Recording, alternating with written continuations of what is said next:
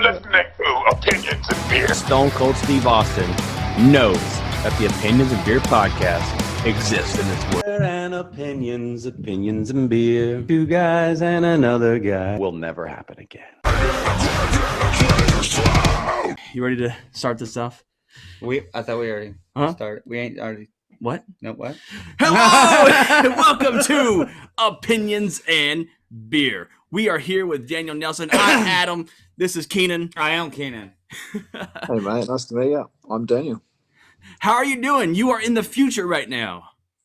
With COVID and all, like, haven't overcome it, and living free here in Australia. It's just a strange thing. I was probably quite normal for you over there to hear someone said COVID, but over here, like, oh, okay, like, It's just like, yeah. Yeah, it's every other person over here. It's like, you know. where is over here for you guys? Oh, we are in the Southeast Texas area. Yeah. We're down here. We're in the other down under. Yeah. Podcast Central. You and Joe Rogan, eh? Yeah, exactly. Yeah. We're about 5 hours from Joe Rogan. 5 hours away. We're southerner. We're more southerner. We're definitely more to the left. Aren't we more just to the right of him? We're southern. We're like on the border of Louisiana and Texas. So Yeah, nice. Yeah. I've never been to the States, but I'll be sure to check it out when I come over one day. Okay. Yeah. No, don't do it. There's nothing down here. You can check out Houston. Yeah, Houston. You go up a little. You know, Houston's next door. San Antonio. Right Yeah. that. Right here is nothing but gangsters. So but gangsters. I'll fit right in then, eh? So, man, Daniel, it's awesome to have you on the show. I'm so glad you could be on. It's exciting. You are in two huge projects this year. The first of being is coming out. Well, it's going to be out by the time this is posted. But Kong and Godzilla. You are you the you're the lead actor's stunt double, right? Is that do you have a part as well? Yeah, I was stunt doubling for Alexander Skarsgård. That was the first time for me doubling for him, and first job being the lead stunt double. So that was a big one for my career, I guess, moving forward, and kind of set me up for like jobs to come, working with that sort of stunt team. And they gave me a little role in the movie too. It wasn't massive, and I mean, I've seen the film. It released here on Thursday. Oh, okay. That's been out cool. for days in Australia. Unfortunately, a lot of my stuff didn't make the final cut, and they tweaked the story kind of and got rid of those scenes. And you can still see me kind of roughly in the background. My original role was I was playing like the head security of like the main villain in the film, and kind of just followed him around in all the scenes. So I was quite prominent and had a bit of dialogue and a bit of action. But they got, I don't know, I think they went a different direction in post. Wow. Did reshoot, and a lot of that stuff didn't make it, unfortunately. But hey, that's all good. I'm not losing any sleep over it, and hopefully some deleted scenes in the the DVD or Blu-ray. I was just about to say that, and the we actually hear that a lot. Strangely enough, even from like guys like Michael Jai White. He had a lot of scenes cut from like Dark Knight, where he had like a bigger role as Gamble, where he was supposed to live, but they cut it in a way where they ended up killing him off, but they weren't supposed to do that or whatever. But that's very interesting. Like, yeah. It happens, and the more I work in this film industry, the more I realize it's quite a common thing. So it's quite hard. You want to get really excited about a film you're a part of, and the process is obviously enjoyable. But at the end of the day, you'd like to see the rewards of your absolutely, your hard work. And when you don't, it's a little bit disappointing. But not all films are like that. Sometimes you get everything stays in there, and it's like, yeah, awesome. And but the movie was good, and I hope you guys get along to see it. And yeah. How'd you get into stunt acting? Man, I was like wanting to be an actor, and I was doing acting classes and all that for a few years, probably like a good like 4 years, and then I auditioned at a theme park for they were doing like stunt shows at this theme park and auditioned, and they got me on board. And from there, I really just it's just it takes time and waiting. It's a waiting game, and then the more you stick at it, the more you get to know in the network, and it just starts to happen for some people. And Australia doesn't have theme parks. yeah, so we got Warner Brothers Movie World, man. That was oh man, that sounds pretty. Now I'm jealous. Like that sounds better than Universal. Yeah, I used to work at Universal too. I worked at Universal in Singapore for 2 years, doing the Waterworld stunt show. I don't know if you've heard of that. Oh, that's pretty cool. Does the Warner Brothers park you're talking about, does it have like a Harry Potter section? At the theme park here? Yeah. Are you asking? Is there like, does it have like a Harry Potter world and shit? No, that was Universal Harry Potter. I think when Harry Potter first came out, there was a little licensing thing that Warner Brothers got a hold of, and they did characters in the park. But then I think it's Universal soon got the rights, and so Universal has the Harry Potter world. Don't you know that, Keenan? Well, no, it's just all, it's like Universal has the Harry Potter world, but Warner Brothers makes the Harry Potter movies, so I didn't just pull that out of nowhere,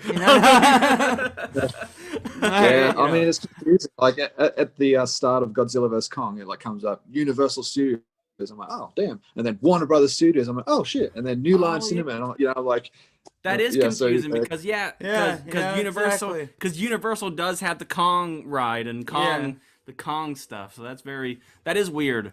That's weird that it happens that way, like the rights and distribution rights and stuff like that. Yeah, and I think that's like where a it bunch comes. of studios I think have their hand in the pie. Because in here, anything, I think it's like east of Georgia, somebody can't do Spider-Man. Is it like? Georgia's not allowed. Or is it Hulk or something? Spider-Man's not allowed It's really west weird. of Georgia. He don't go that way. Like it's literally like the rights, the character rights are literally split down the middle from like East Coast and West Coast. So East Coast has rights to certain characters, and then West Coast has rights to certain characters. I learned that recently. I learned it recently. It was very weird to me. But, the reason behind that. have you ever had to do like an eye roll stunt, like having to eat a cake because they're on a diet or something?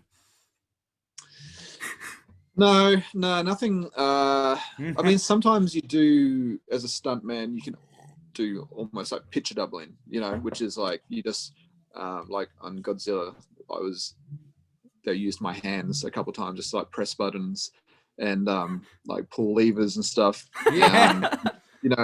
They just use the back of my head and stuff in a few shots. So you almost get used as a picture double sometimes just because it's convenient and you're there. And yeah, absolutely. Get every shot that you can when you can get it as soon as possible. Yeah, well, that's it. But no, never eating cake. But I'm all for an easy stunt day. Yeah, you know what I mean? Like, we're gonna need you to eat some cake. The actual guy, he's on a diet. Yeah, he's vegan. He can't eat this hamburger. Can you please eat this cheeseburger? Yeah. close up of your mouth. Yeah, no. but you find that often stuntmen don't actually like. I don't think I look a lot like Alexander Skarsgård, and you find that stunt doubles don't often look exactly.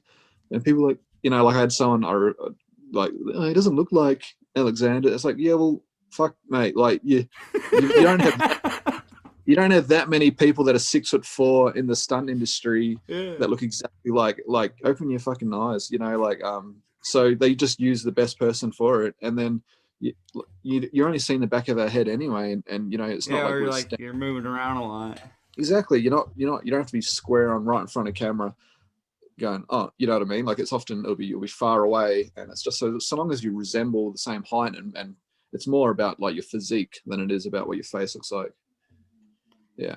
Actually, I remember learning that, and that blew my mind. And I was like, man, that guy looks nothing like that guy, but like, and I've seen the movie, and I was like, I didn't, they fooled me, the whole time, I didn't know, That's it. Yeah. So long as it's more about your body shape and your height that matters, and then they can get away with face because you're trying to hide your face anyway. Like if I'm a stunt doubling and I do a big wreck, I'm going to be rolling around doing that, like covering my face with my arms and hands so that they don't see that I'm not the actor. Yeah. So the opposite question, or what's been the hardest stunt you had to do? There's man, some of the hardest stunts I've had to do are in films that haven't been released yet. I'm working on one now that I'm not really meant to talk about. They've all got code names and stuff. I was just about to be like, talk about it. Yeah. So you do stunts that are like on the day you're just like, fuck, this is gonna hurt, but you just go for it. But I think like as far as the hardest one I had to learn was actually at the Waterworld stunt show at Universal Studios. They had to do a 12-meter high fall on fire with a Barani half twist into the water. Once you're in the water, you got to like swim like 10 meters to a little like hide because you're meant to die, so you go into water, you're not allowed to just come back straight up. So you got to like then swim underwater so that the crowd can't see you resurface. Yeah.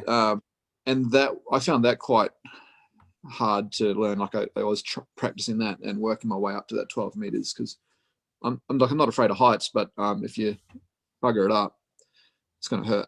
Oh yeah, and having to do what you said, a corkscrew dive, a double backflip into through while on fire. I mean, the trickiest thing about that is so you're on fire and you're running around up there for 10 seconds on fire, and you might not be able to breathe sometimes when you're on fire because you're also 12 meters up, so you're dealing with wind. So if the wind's blowing a certain way, you got to try and get out of the fire so you can take a breath. If sometimes the wind just changes on you and you don't, so you don't get that breath. So you can try and take a breath when you're falling those 12 meters. Damn. But you're still holding your breath up there. So once you hit the water, your lungs are already screaming for that breath, and then you got to like swim in all this like big costume underwater.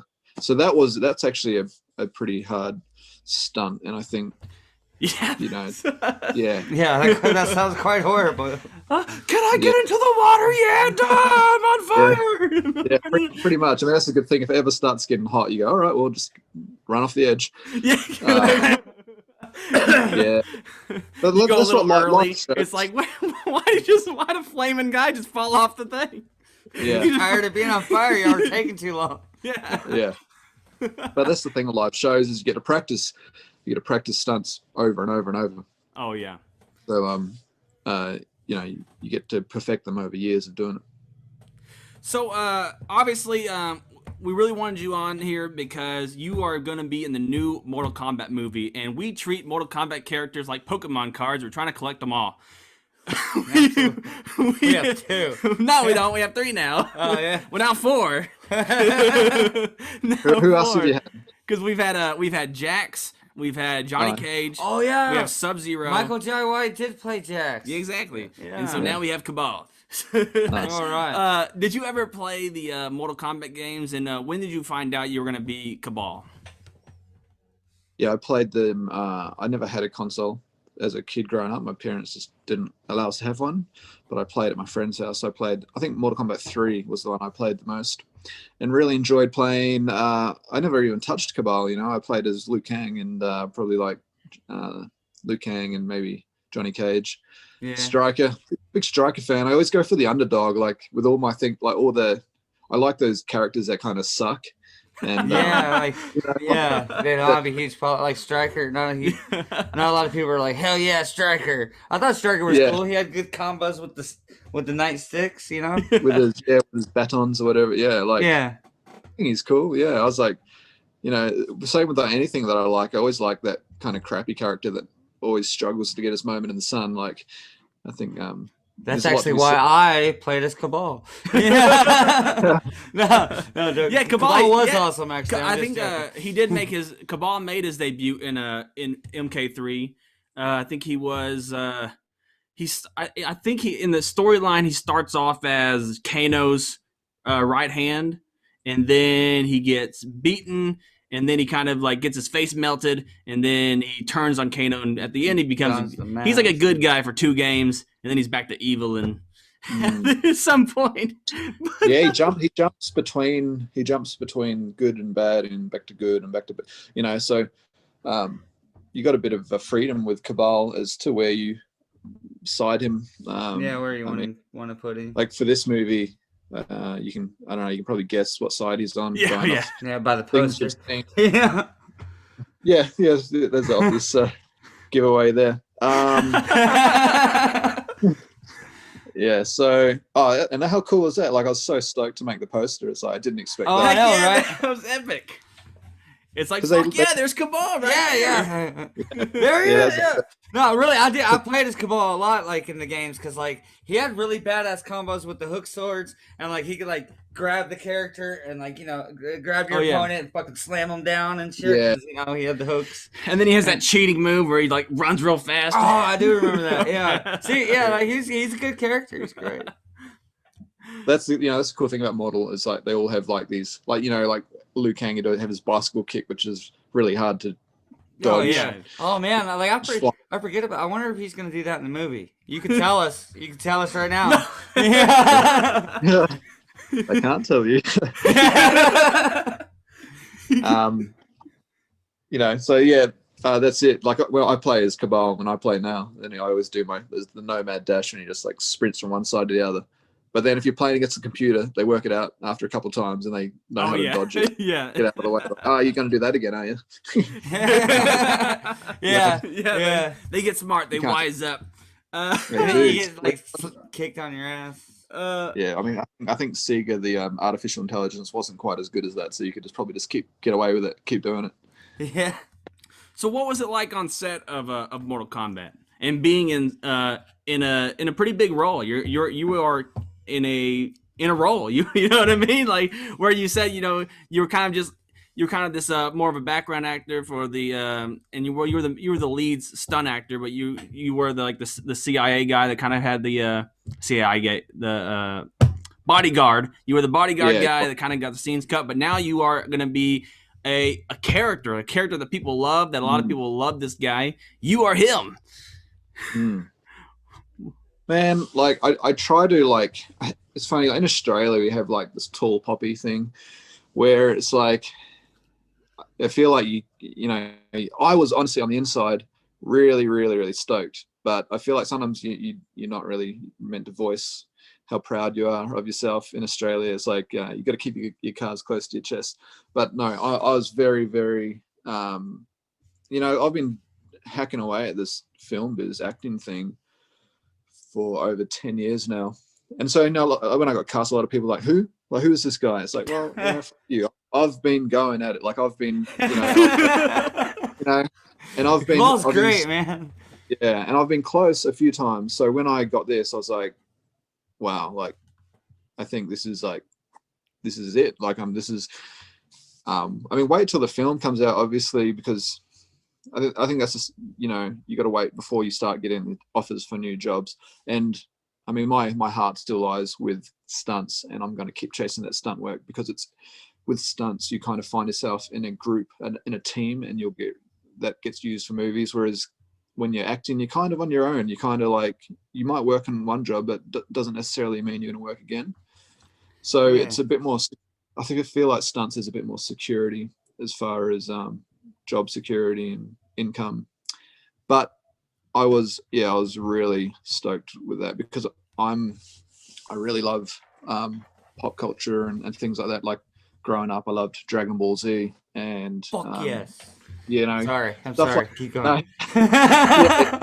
Still do, So like so to get like a role like that, I'm like, whoa, like this is what I dreamed of as a kid. But at the same time, you're just sort of like, oh yeah, I got that role, yeah. Like you got sort of got to play it down a bit because no one likes someone who's stoked on themselves, do they? Yeah. Australia sounds like a very giant Southeast Texas. They say that a lot, like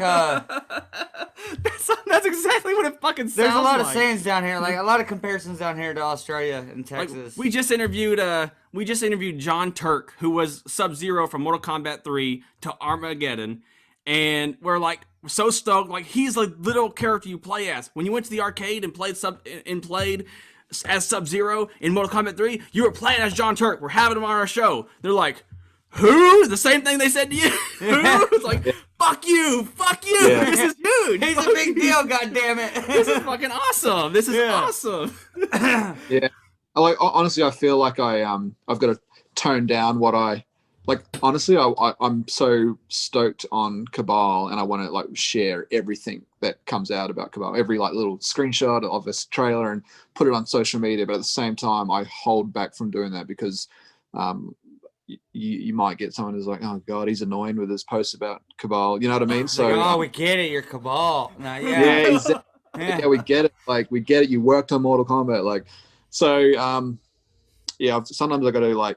I get excited when a new little snippet pops up. I'm like, oh my god, I want to show everyone this. And I'm like, no, just chill, man, just chill. You know, they're gonna, So I don't post as much as I maybe like to show.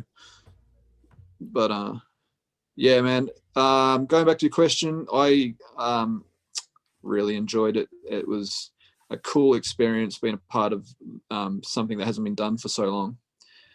20 years, was it? 20 years, yeah. So yeah, it was who was the most impressive person to work with on set? Even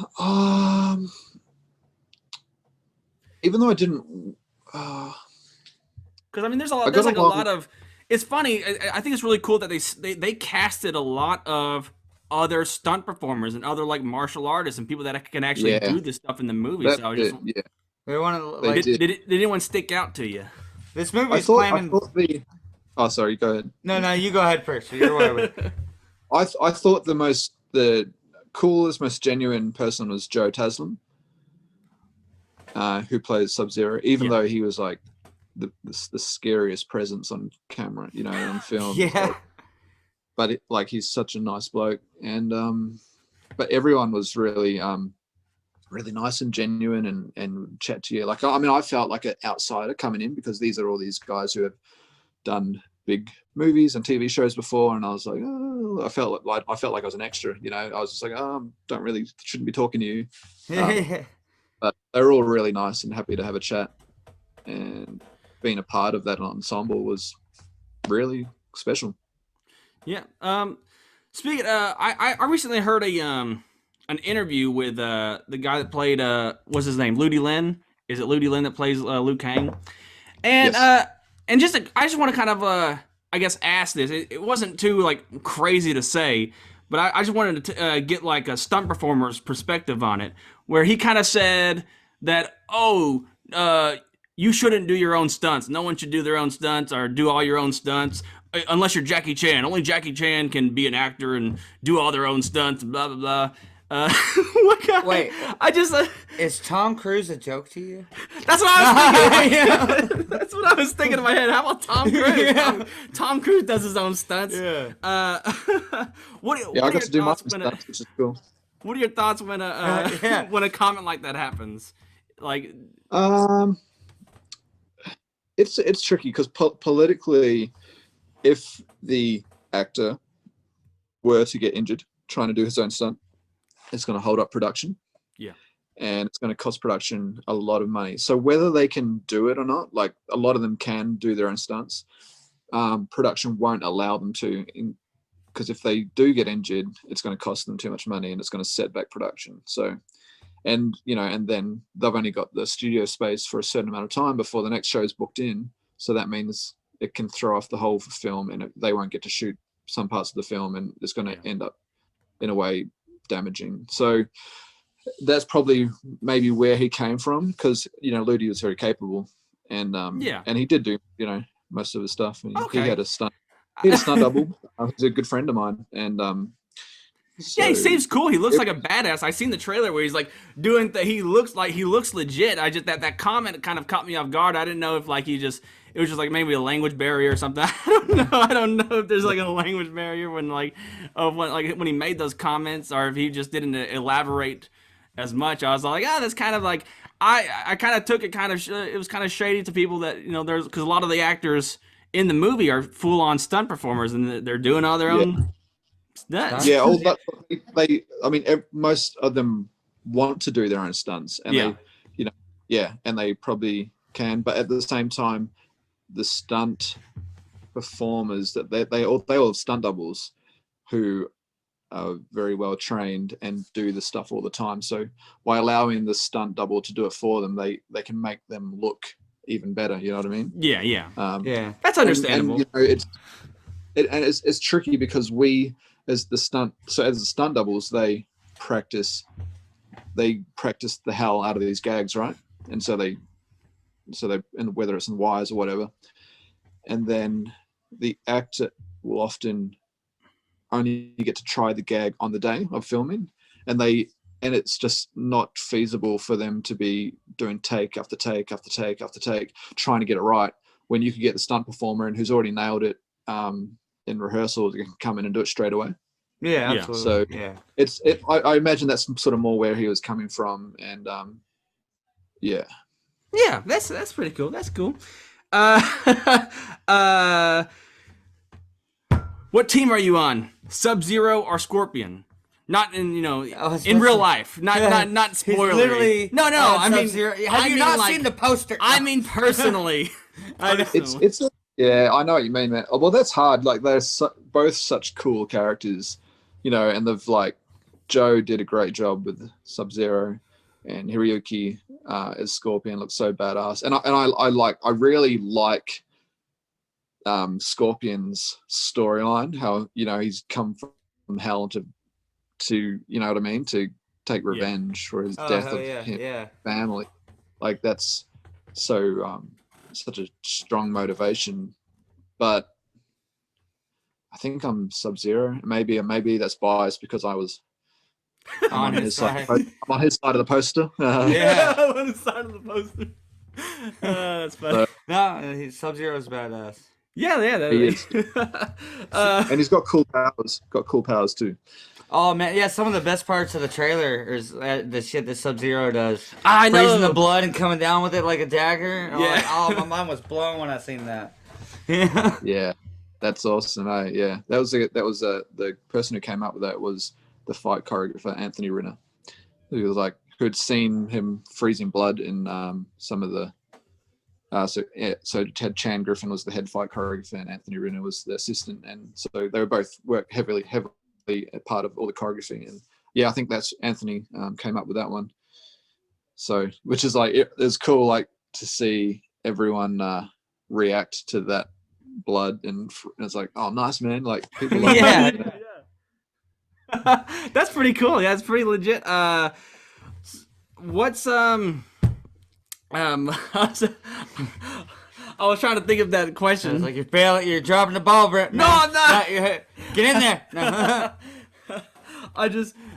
I'm trying to form the question where I'm not asking for him to spill NDAs and stuff. Yeah. He can't say ask a lot me. I'll of stuff, try. so I'm having to reform things. Dance around that. Reform the question in my I'll brain. I know what I can answer and what I can't, and how to word things without, you know what I mean? Yeah. He's basically saying, just ask, bro. I'm trained for this. What's the Did you have any extensive choreographed scenes like that? That's a hard one to answer. That's what oh no, you're right. You should have worded that better. That's what I'm saying. That's what I just... Well, hang on. So we see in the trailer, we see Kabal fighting Liu Kang. So I guess from that we can assume that there's a fight there. Okay. Oh yeah. Yeah. But then did the guy that came up with the blood dagger, did he give you any cool? Did he say anything cool to do for you? Yeah, you guys are going to enjoy the fights in the movie. And, political the right there. choreographers gave everyone cool stuff, and it was all very thought out. It wasn't just stuff thrown together. It was what can we do with what you've been given, what your powers are, what your weapons are, etc. That's pretty. Yes, the movie does exist. Yes, it does. The movie exists. That's all I can tell you. Speaking of movies that you're working on that you can't say, is it a Warner Brothers project? You can't say. It is not a Warner Brothers, but you're close. Okay. Not a Warner Brothers project. It's so funny because I feel like your whole life is secrecy. Yeah. You know? It's there like anything- Warner Brothers. Is there any projects that you would like to work on in the future that you have your eye on?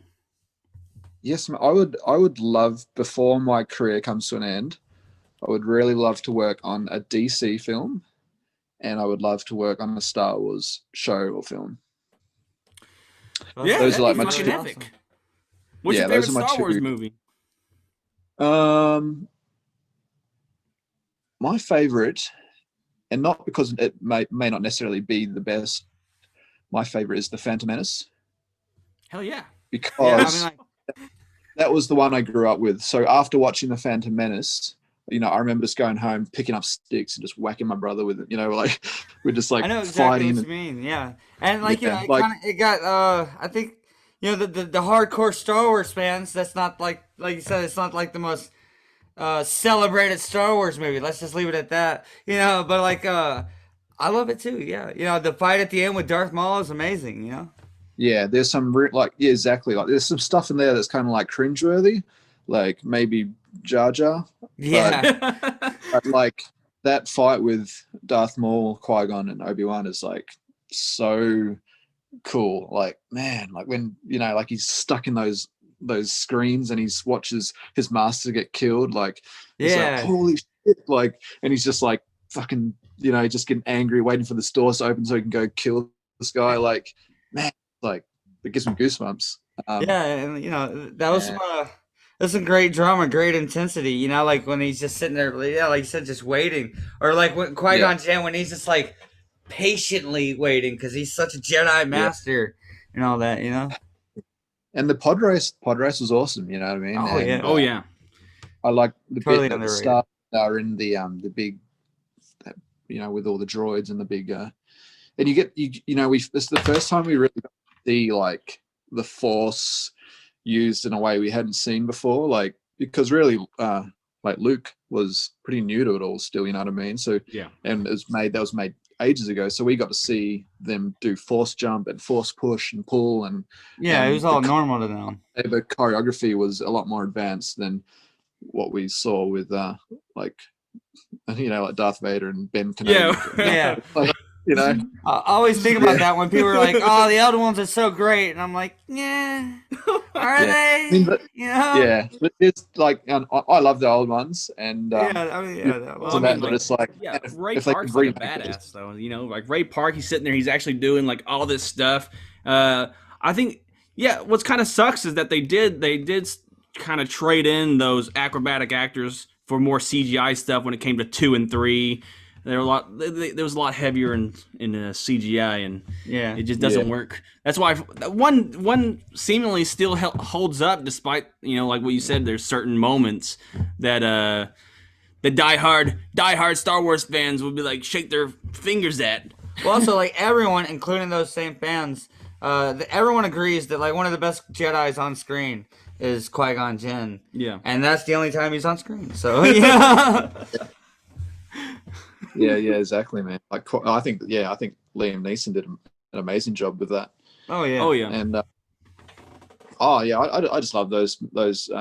I mean, I really like 2 and 3, but I know what you mean. Like the CGI they relied maybe on it too much, and that was the great thing about Mortal Kombat was there wasn't much scenes that were relying on blue screens, and it was all like on location or they built the sets. So that was really cool, because I mean that's a big part of why I enjoy doing stunts and acting, is getting to see these places in front of your eyes and going, wow, like what an opportunity that I've got that a lot of people don't get to see. You know what I mean? You get to go to places and see them build ancient sets and all that that other people would really enjoy seeing. It was like Pirates of the Caribbean, when we did that, was like you're in a pirate village, like you're just looking around and they've built this whole village and you're like, holy crap, this looks amazing. That actually sounds really, I'm jelly, because like I'm really into pirates. What's been the coolest set? Was that the coolest set you ever been on? What's the coolest set you've been on? Well, Pirates, the village that was probably on the grandest scale, like the size of it. It was really, really big. Like they made this town, and it was like I don't know what it'd probably be the size of a football field, if not bigger, and maybe like 2 football fields. Just this big, with big,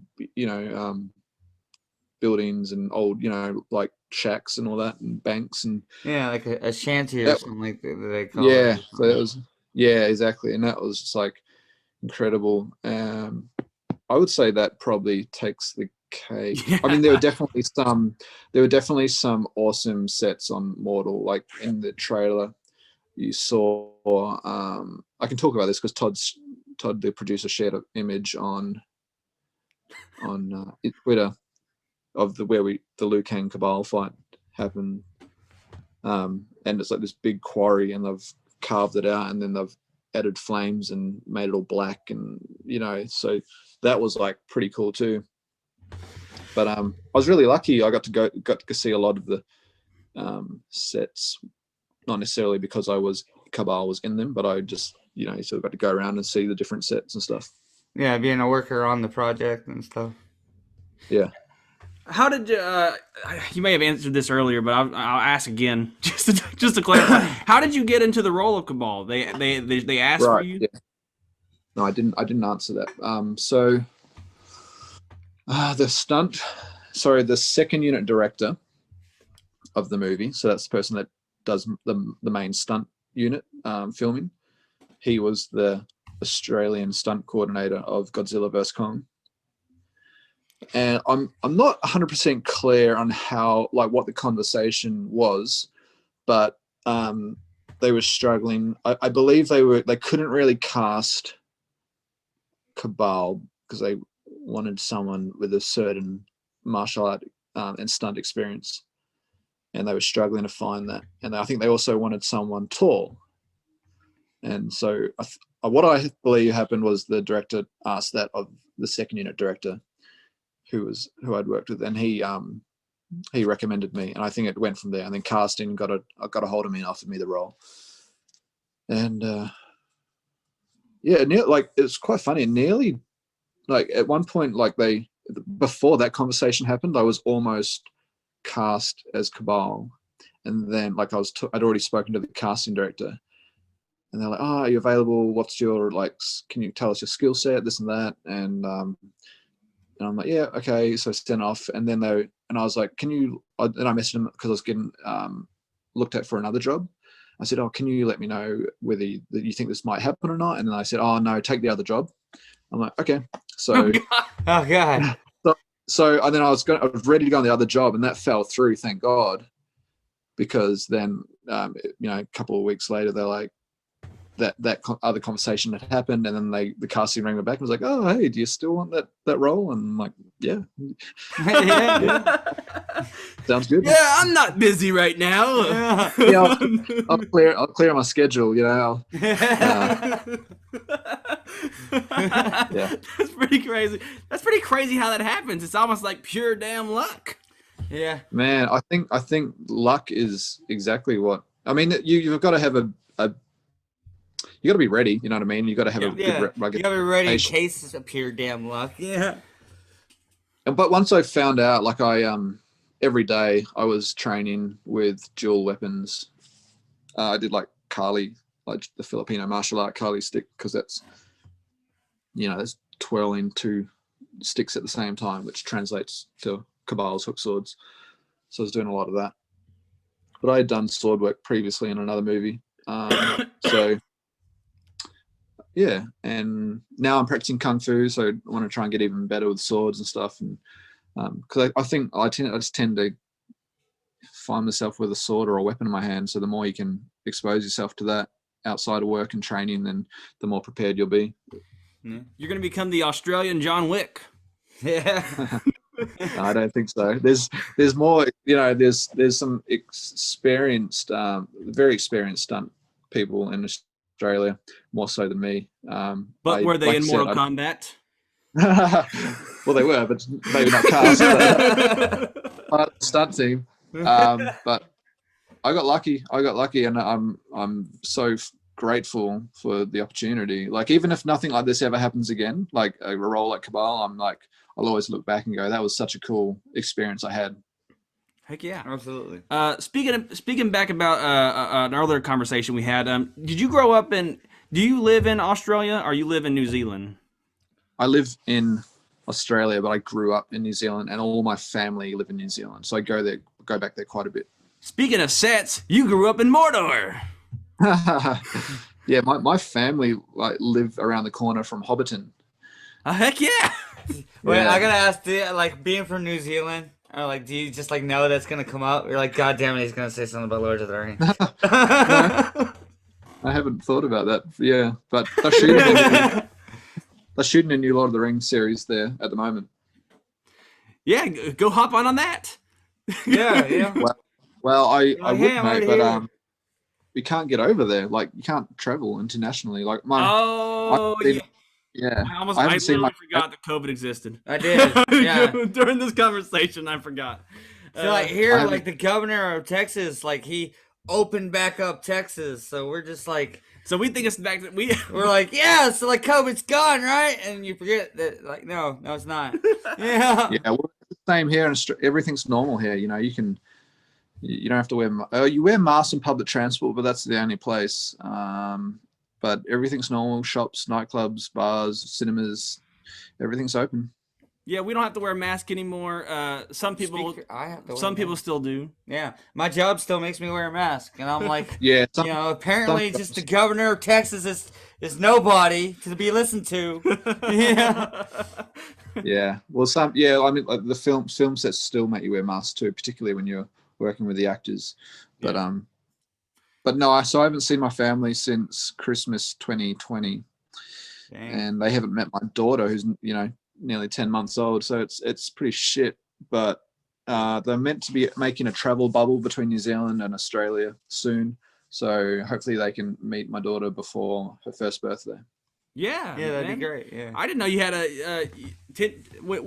so she was born when you were filming, or no? It's been done filming, haven't you? No, but we found out we were having her when I was working on Mortal Kombat. So that was like, cool, thank fuck for this movie, so I can buy a cot and car seats and all that, because babies are expensive. 10-month-old. That means you had the baby in May. June. Oh, okay. I have a 10-month-old, but I guess it's 11-month-old, but yeah, May. So Yeah. so I have a she'll be 10 months on the 8th of April. Oh, So she's okay. nearly- Okay. Yeah. I just I wasn't even about to try and do that math. people always like, oh, my daughter's 17 months and 2 weeks. It's like, I just round up or round down. Yeah. That's pretty funny. If she's 17 months, I'll just be saying she's a year and a half. You know what I mean? Oh, like, yeah. I don't even know if it's right, but You're gonna give me COVID with your damn smoke. Yes, that's how you get COVID. You're killing me. I'm sorry. Okay. I've got some random speed questions I want to do with you. We do it with all our big celebrity guests to embarrass ourselves. And you are you're now a big celebrity guest. So here we go. I don't think I'm ready, but all right. These are opinionated questions. It's basically A or B, or some are multiple. Some are random choice, but it's basically multiple choice questions. There is a answer key, so you can get them wrong. Even though they're opinions, but yes, you can get them wrong. Okay. I'm surprised you guys haven't asked me. You haven't asked me about beer. That's the beer save for the the end of Right, the episode. okay. I love my beer. All right, go on. All right, Nickelback or Creed? Nickelback. Who is someone you really want to work with on set? Adam Driver. Favorite Marvel character? Thor. Favorite restaurant?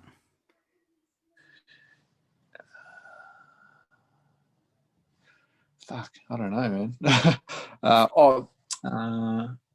Main Street. There's a little burger joint that I like to go to in Byron Bay. Has the Illuminati contacted you, and when will you join them? They have not, unfortunately. Pokemon, Pokemon or Digimon? Oh, that's hard. More exposed to Pokemon, but I think I enjoy Digimon more. I know, right? Yeah. Yes. If you were a Pokemon, who would you be? This is really funny. I was talking to a 10-year-old last night, and we were talking all about Pokemon, and he was telling me about the strongest Pokemon, which is that big green dragon one that I don't know the name, but Yeah. I think I'd be like Charizard. Oh, actually, I like Feraligatr. For alligator? Okay. Yeah. Favorite WWE wrestler? Nathan Jones. He's a good friend of mine. Hey, he's in Mortal Kombat. Is he? Good, I don't know. nice little name drop there, Mr. Celebrity. He'd probably beat me up if I didn't say his name, you know. Yeah. You're like, bro, you know me. Yeah. And he's huge. Favorite video game? The Last of Us. Oh, that's a That's a great good one. answer. Yeah. If a mortgage is 30 years at $112,000 and you have $10,000 for a down payment, an interest rate of 5.3, what would your monthly note be? A grand. Yeah, actually, actually would. That last Is question that was right? for Nell. He's I was just trying to. I've got a mortgage. I was trying to base it Unrelated on that. reason. But yeah, Nathan Jones. I guess that's pretty awesome that you get to work with Nathan Jones. He was he wrestled the Undertaker at one of those Manias, Awesome. right? No. He was supposed to be his partner, and then he fell out, and then it was a handicap match. It don't matter. But whatever. Hey, I never said that I worked with him.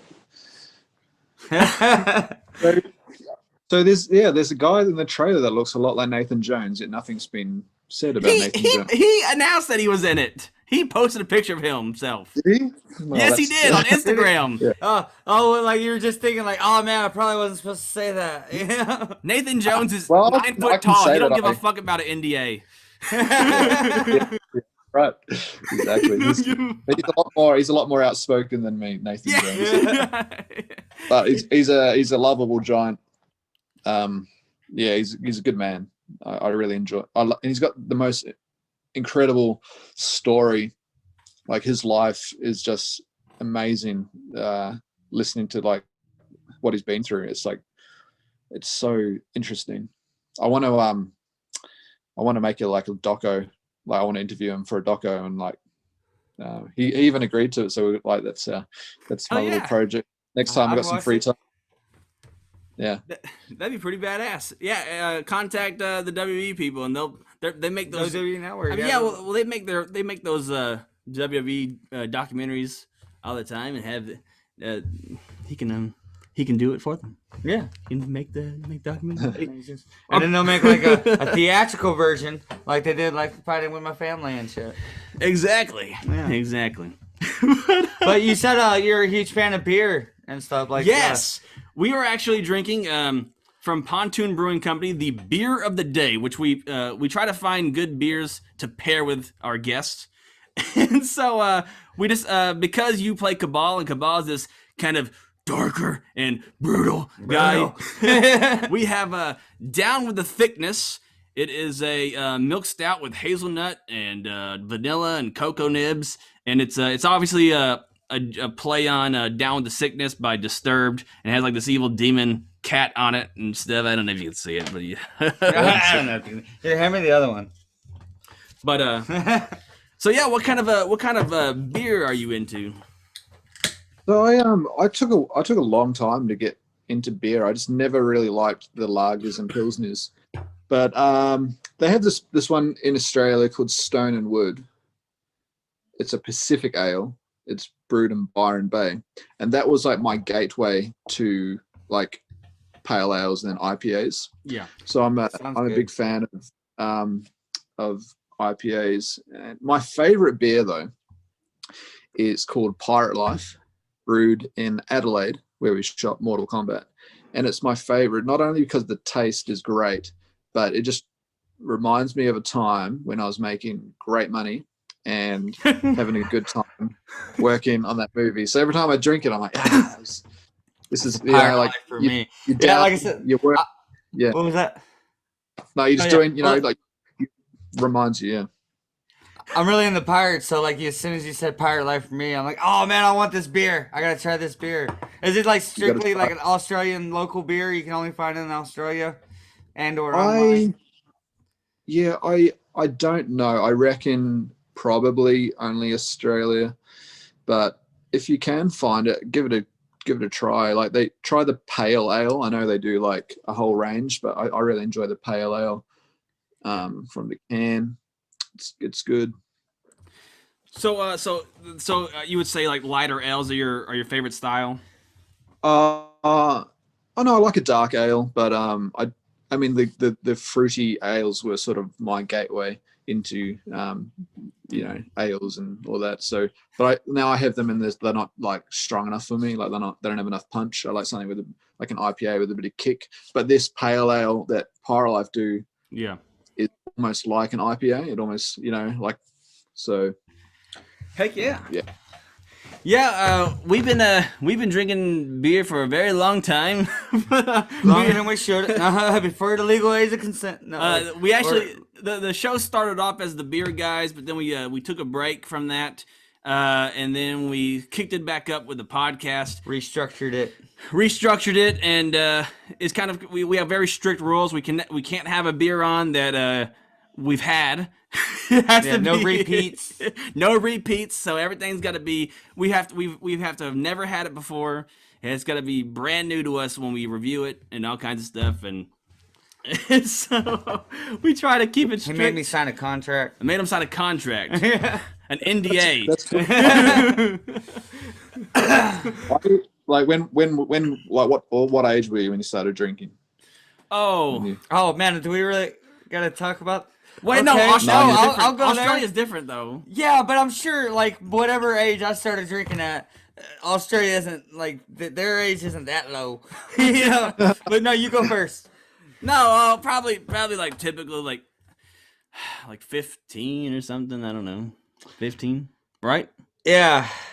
15. 14? Yeah. I don't more know. typical So- than I was 10. 10. Yeah. He was 10. But we all.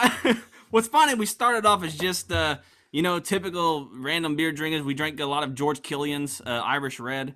Yeah. And then I didn't get into craft beer until my dad, he had joined the like a beer group, like a beer club type thing. Yeah. And so they started doing a lot more home brewing and things like that, and making like a lot of Belgian ales. And so those were really good. And so I tried those Belgian ales, and I tried like one of these wild sours that they made. And ever since then, I've just been kind of hooked on just, man, tasting all these. And craft beer has come such a long way in such a short time that it's surprising that you can go from these kind of like these really weird, off-flavored Belgiums all the way to hazelnut milk stouts with cocoa nibs and lactose. And then to like fruity IPAs. Like No, I like a peanut butter IPA. or the tarts. Yeah, the tarts, like the peanut butter and jelly tarts. Oh, man, The weird I've had a banana ale. That was the strangest one I've had. Oh no, they get weirder. the get weirder. peanut butter and jelly tart, because of, the yeast in beer. The peanut butter and jelly tart was not. It wasn't just peanut butter and jelly. It was peanut butter, jelly, and bread. It was a peanut butter. You tasted the whole sandwich as you were drinking it. Wow. You taste the bread too because of the yeast, So like you taste the peanut butter, you taste the jelly, you taste the fucking bread. My mind was blown. I'm like, I'm tasting the bread. It's like, oh my god, diabetes. I'll tell you. So the first time I really drank, so I do a sport called surf life saving. It's like kind of like a triathlon in the ocean, in the waves and stuff. You're on surf craft and swimming and running and paddling like an ocean kayak sort of thing. And the first time we went to it was after a competition. We all back at the surf club, and we all got I was 15 and I got blind drunk. And I think my parents were there, but they didn't realize how much the older guys were just feeding me the beer, and I didn't. So I was I was on the dance floor, and anyway, get home, and I remember just getting home and just wrapping myself around the toilet bowl and just vomiting and you know, and then I had a training session the next morning, so my parents made me go training, and that was my first experience like feeling like, you know, hungover. And I remember I was just like so getting beaten by all the younger girls and stuff pedaling past me, and I was just like, holy crap. So, and because I was so into my sport, I was like, I'm never drinking again. Like if this, because I thought that was gonna, if I drank, it was gonna, and it probably does, you know, like affect my performance. Yeah. So I didn't drink again until I was, you know, probably 18, nearly 19, which is 18 is the legal age in Australia.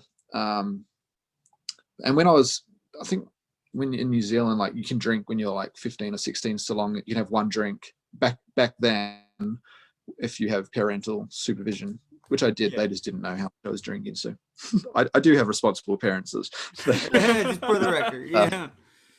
I mean, I wasn't 15 when I was drinking from my home birth. I was 15, you know, 14, 15 because of this guy. Yeah, this piece of shit made me an alcoholic. I did. Like I was already a raging alcoholic by the time he's I met home. Hey man, I got some beer. Want some? He's peer pressuring me. Beer pressure. But now I can quite easily have one beer and enjoy it, and I don't have to have another one. Yeah, that's the same with me. That's not the same with this guy. No, well, I've gotten better, but like that was like an urge I had to learn to beat and ignore, because I take one sip and I'm just like, let's drink some more. But I often like the first beer is great, and then I have the second one and it's not quite as good as the first one. So I'm like, you know what, I'm just gonna have one and enjoy that, and then and just, you know, but with my stunts and being quite physical, and sometimes you have to change your body shape, you got to get fitter or bigger or whatever. Sometimes I have to cut alcohol altogether, which is, sometimes you need to do that to get rid of that big urge to you come home from a hard day at work and you fang in for a beer, and then then you're like, you know what, maybe I'll just have 2 today, and then the next day, oh, you know, 3, and then so sometimes you need to go cold turkey to reset your cravings for, and yeah, I definitely feel that. Yeah, I definitely feel that. I'll come home and I'll be like, I'm just gonna have one beer today, and then I have the whole 6-pack, and I'm like, God damn it, I have to go back to the store. The complete opposite of that, I've gone to the beer store and I'm like, hell yeah, man, it is like, it's the weekend, it's time to cut loose. I'm grabbing like the 6-pack that's gonna be awesome, and I'll go home and I'll drink one, and I'm like, you know what, no, I'm done. Well, that's good. It's good that you have that control, you know, every now and then. Yeah. I'm proud of myself. What comes on, it's off and on for us, I guess. It's like sometimes. Like, man, I'm just going to have one. Wake up, what happened last night? Yeah. Well, you had to when we started drinking 9% beers and 15% beers. Yeah. We have had what is the highest? Like 25% beers? 21. It was 21. Wow. Man, yeah, it was like one bottle of beer and we were sharing it, and I got fucking tore up. Yeah. I had my housemate, so I had like ginger beer, alcoholic ginger beer, and in my fridge, and my housemate didn't realize it was alcoholic, so she was mixing it with this is back a couple of years ago, but I was mixing it with bourbon, so she was getting blind drunk and had no idea how but it like really strong alcoholic ginger beer, and she's like, I've only had like 2 glasses, but you're mixing, you know, you got liquor mixed with ginger beer. Yeah. That sounds disastrous. Yeah. Oh shit, that's insane. That's intense. Mixing. Don't mix your alcohols. Don't mix your alcohol. Well, you can mix liquor, right? You can mix just can't. Don't. Well, some people mix beers too. Mixing the liquors never ended well with me either. Don't mix it. But like, man, because there's so many, you know, craft beers and stuff now. They're like Pokemon cards. You want to collect them all, you know. You're like, yeah, exactly. I wonder what that was like, and then you go back and like, have I had that one before? I can't remember if I liked it or not. And then, you know what I mean. So it's like, and you're like a kid in a candy store. You go into the bottle and you see all these, you know, and like, you know, the beer companies now, they get real creative with their packaging and like what's on the. And so a lot of the time, I base my choices off how they design their cans, you know. So. I know exactly what you mean. Like, yeah, I was gonna say that. Like, every one of them looks so awesome. You're like, oh man, I want that. Oh, look at that one. Yeah. Yeah, we actually Yeah, just. I don't know if you had it, but I actually just drank Ninja Turtle beer. It was like a Ninja Turtle it's a hazy IPA, and the can Yeah. was so bad it was glowing in black light.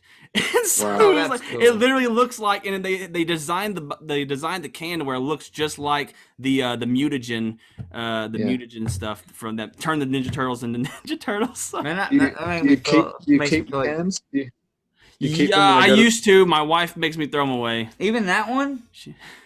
Yeah, Even he that shook one? his head. He's like, I know. Yeah, he can't keep nothing. I mean, it's Damn tempting wives. because it's like, but then you start looking like you got a problem when you got someone cut. Like it doesn't exactly look neat when you got all these beer cans hanging around. Exactly. Like, and it looks neat to you. Like no one gets the message. You're like, Yeah. look at these cool cans of these unique beers I've tried, and everyone else is like, you got a problem. Yeah. Yeah, No, I used to But, like, you know, you could do I it. used to keep bottles as almost like trophies of like the crazy nights that we had when we drank like the Kraken and shit like that. Until I looked up and realized that this whole shelf is lined with bottles, and it just looks like I have a problem, and none of it looks cool Yeah. at all. I'm like, man, I'm throwing them Yeah. away.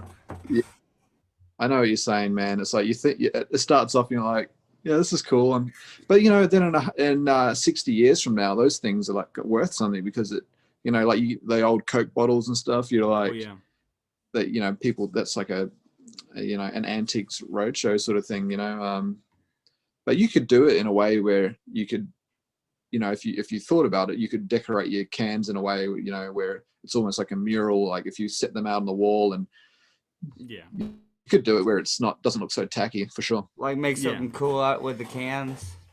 Yeah, I didn't really have the room for it, so I was like sticking them up.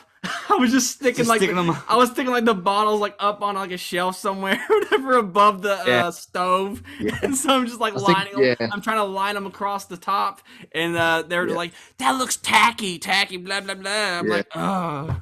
See, Yeah, one of the, and they're probably right. They're probably right. So I feel like if you're gonna do it, you got to decorate it in a way where it's like some thought gone into it.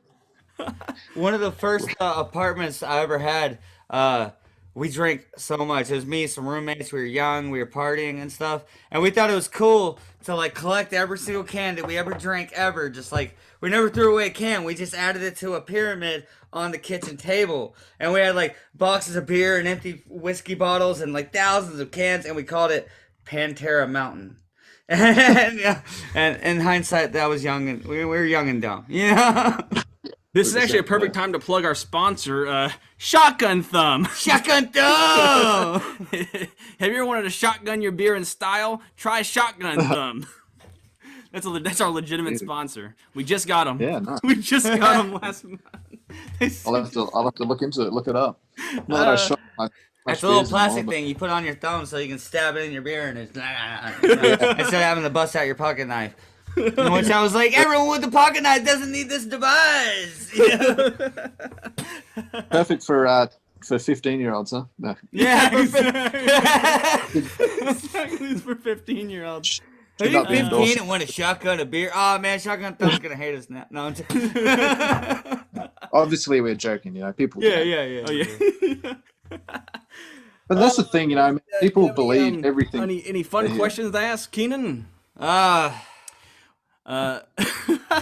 We had a fun chat. I mean, this is a solid It's hour. like I could think of something. No, I don't know. You? No. Okay. I mean, like given enough time. Do you think we Yeah. missed? Did we miss anything that you think we should talk about? And there's something you want to plug and talk about? I guess that's the same thing that you said.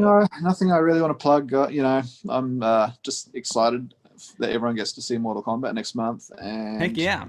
Yeah. I hope the response is good. Like I have, I think it's going to do really well. It's going to have a good reception, I think.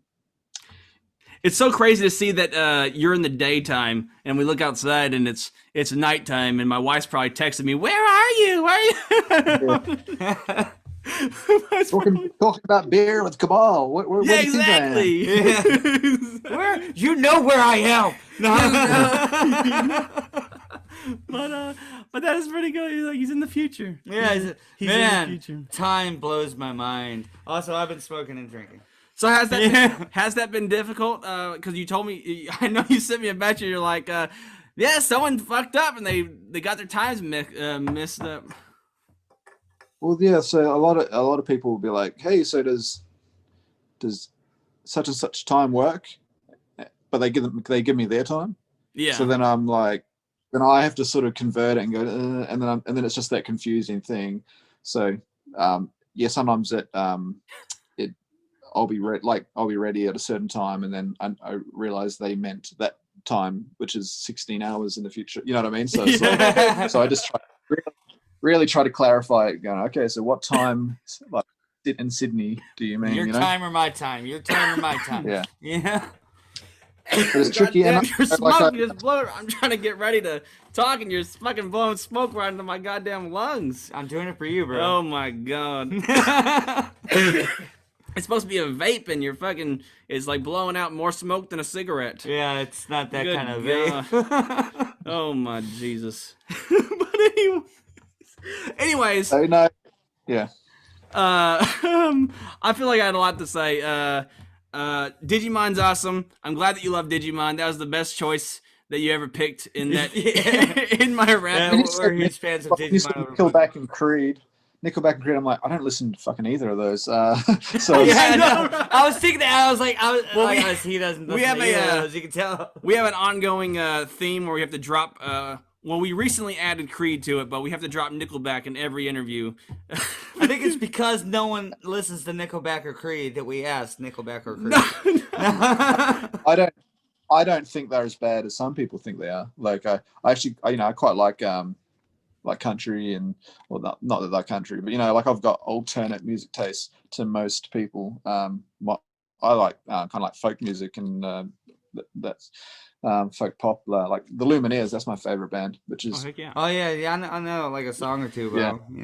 Yeah. So, which is like, I don't know anyone who have Lumineers as their favorite band, but I think that's the big thing is like when you get older, so you don't have to like what you listen to on the radio, what someone tells you is popular. You just find your own thing, and you go, fuck, I enjoy listening to this, and whether you like it or not, I don't give a shit. Our radio sucks. It doesn't play nothing. We always wanted to play Dropkick Murphys would be fun. Dropkick Murphys, something. Like I know exactly what you mean. I'm in like a weird niche of like just traditional Irish music and like a little bit of like folk rock. Like my favorite band is the Young Dubliners and like Great Big Sea. You're never gonna hear anyone talking about them. Yeah. Well, that's the beauty of things like Spotify, and that is now you can just listen to whatever the heck you want, and you can throw it on. You can throw on podcasts and that, and it's so easy these days to have, your own taste. I mean, like think about when we were children. When you watch TV, you just watched what they gave you. Whereas now you can find your own interest, and Yeah. Click on it. But yeah, go Digimon. I think it's cool how they like, some of it they just keep digivolving, and then they go back to their baby form, and it's like it was cool. It's really like, man, the Japanese come out with some cool stuff. Crazy shit. Yeah, pretty much. And I always felt like Digimon was like also they had like the really they had kind of like some brutal stuff in there, like especially with they have this whole storyline, and the characters actually age. Ash stays 11 forever, and like Digimon, and Digimon can die, like all the bad Digimon and stuff like that. So it's a bit more like death and stuff. And the thing with me is, I think Digimon played on. When I was a kid, it played at the same time as Dragon Ball Z on a different channel. So I had to choose between Dragon Ball Z and Digimon, which obviously you're going to choose Dragon Ball Z because absolutely every time. Yeah. But and then Pokemon played before, so you'd watch Pokemon because that played before Dragon Ball Z, and then Dragon Ball Z would come on, Pokemon, which is the real reason. Dragon Ball Z ain't on yet. Dragon Ball Z. Have you seen any of those? I like watching those like Dragon Ball Z Abridged and stuff. You ever watch the Dragon Ball Z Abridged series? That shit's hilarious. It's amazing. Like it's so good. It's like what it should have been. Like exactly. Vegeta is priceless. Yeah, dude. The simplest thing of just Vegeta scream. It's like after Dragon Ball Z Abridged came out. He's like from that day till now, it's all my friends talk about half the time. Yeah. I need to get back on it. Like I've been watching Dragon Ball Super. Yeah. But it's not bad. Like it's kind of like, I don't know. It was believable get into Super Saiyan 3, but now they're like Super Saiyan got Super Super Saiyan Saiyan. God, Super Saiyan Blue, and Ultra Instinct and stuff. yes. Then it's just kind of Oh. like, I'm confused now. Like I'm like you've taken the law from something that was kind of like acceptable and like, yeah, that's awesome, to like, what?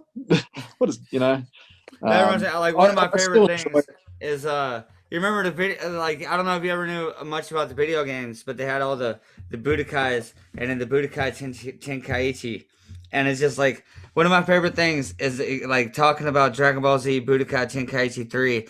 Because it's such a freaking mouthful to say. Yeah, it's like, yeah, what's your favorite game? Oh, Dragon Ball Z Budokai Tenkaichi 3. And everyone's just like, wait, what? Dude, that game, like, I spent some serious hours playing that game. It's like, once you master the movement, you can just going kill back and forth that game. and You know shit. what I mean? Yeah, exactly. You can do your like instant like like moving around and bashing the guy and making like a volleyball going this way and that way, and Oh, yeah. yeah, that was like like 120 characters to choose from, and Oh yeah. And then Yeah. like my friend, he got just as good as I did. So like if you watch us two play, it's just like him disappear and reappear, me disappear and reappear, and neither of us are really hitting each other. We're just doing this the whole thing, and I'm like, this is fucking awesome. yeah, it is cool because it's like, fuck yeah, you trumped me, Yeah. But the thing I do like about Dragon Ball Super is that they are bringing back the OG characters like Krillin and Tien, and putting them into the tournament, whereas they got a massive backseat during like the Buu saga, and like, so I really enjoy, because those are my favorite. It's like back when everyone was on the same playing field. Yeah, like, no one was better than anybody. But then Goku and Vegeta just kept going further and further and further ahead of them. So it kind of like, it's just a bit like, well, you're just making all these characters that we grew up with obsolete. Yeah, and it came so bad that the characters even acknowledge it within the plot. Like Tien will be like, "Bro, I don't even know why we're here," or something like that. You're famous. You're like you're super famous now. So can you call Japan and tell them to hurry up with fucking One Punch Man season 3? It takes 5 years to get it. Yeah, I've only seen season 1. You never seen One Punch Man? Yeah, me either. I'm on. Yeah, like I kind of don't like it. The animation just is like not serious enough. Like I think the character looks stupid. No, it changes. It switches. Because when he's serious, it switches to cool. Do you know what Invincible is? Who? Invincible? No, like it's an anime. It's a comic book I think it's by Robert Kirkman, who did The Walking Dead. I believe it's just become a like kind of like an anime on Amazon Prime, and it's like that's I love graphic novels and stuff, and that's my favorite series. It's a superhero series, but it's just so well thought out and bloody as hell, like the bloodiest stuff you've ever seen. Like, and the TV show shows a lot of that. If you like, you sound like you like all the same stuff as me, you should jump on Amazon Prime and watch Invincible. It's incredible. Oh well, yeah, I'm gonna check that out. Yeah, I think there's only like a 3-year age difference between us. yeah, or something like that. We grew up how old are you? You're 32. 32. Oh, see, I'm older. I'm 34. Oh, he's 34. You look about 54. So yeah. Sorry. Yeah, I was thinking that, like, you can just tell that, like, like you said, like the age, the shit people are into at our age. Yeah. Wait, did you say he does look 34? No, I said you look about 54. Yeah. It's the party life, man. It takes the piss out of you. Yeah. It sounds like all that booze, man. Yeah. All the booze and vaping. Nah, you guys are good. Children don't vape. You look like me. Don't start drinking at 10. Yeah, give it a year or two. Yeah, 12. 11 or 12. Fair. Thanks so much, Kabal, for coming on. No worries. Opinions are like assholes. We all have them. Exactly. Yeah, absolutely. What I've been saying, what we're gonna be called again? we were gonna be called Observations in Beer, but it seems like a mouthful. So, I like it. Opinions and Beer approached me, and I was like, "Oh, these guys sound pretty professional. Maybe I'll chat to them." But now having had been interviewed by us, he's like, these guys are not professional at all. Yeah, I'm just thinking I should not have done that.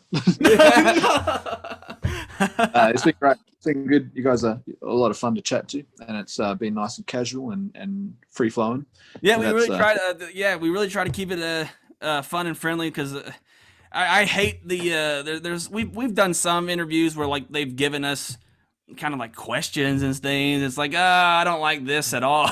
They directed our episode. Well, no, because because we had I don't know if you've ever seen the Trimmer series, but we had Michael Gross on, and he's really the only one that I had a problem with, because like all of his answers were just. I like to try to ask off like Nickelback and Creed. You know what I mean? I'm trying to ask questions that no one's gonna ask you, for the most part. You know, I try to keep it at least structural where I'm trying to promote your stuff and whatnot.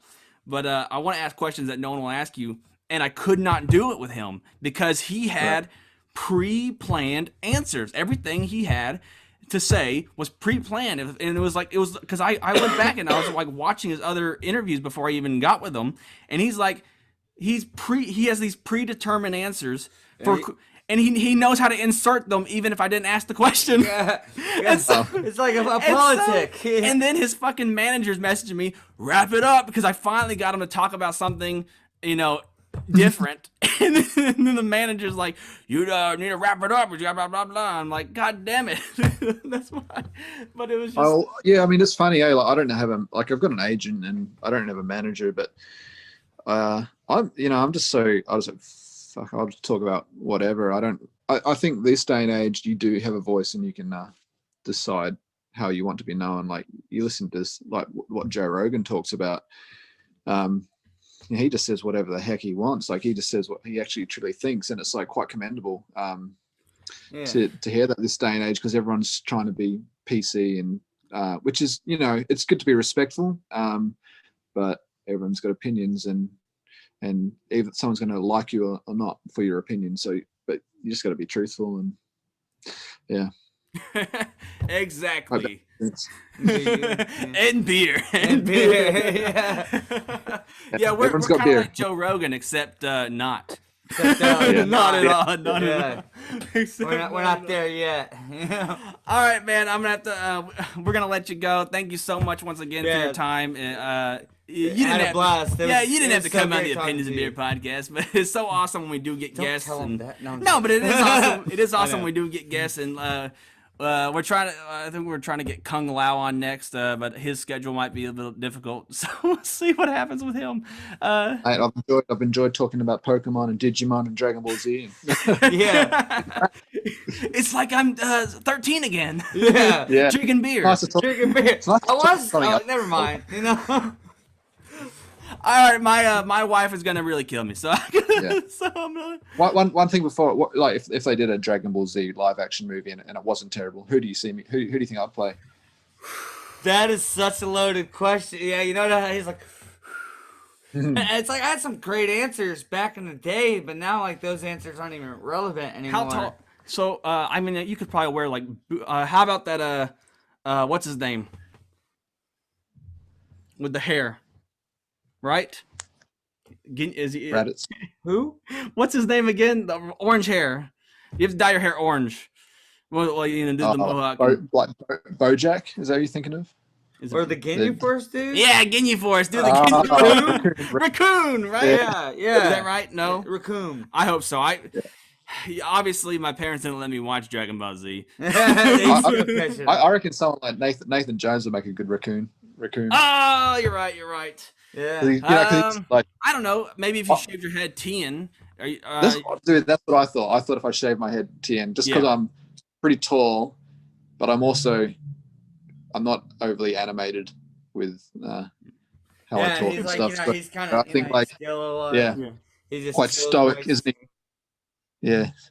Tien, I see Tien. I'll shave my head and put an eye on my. You know what?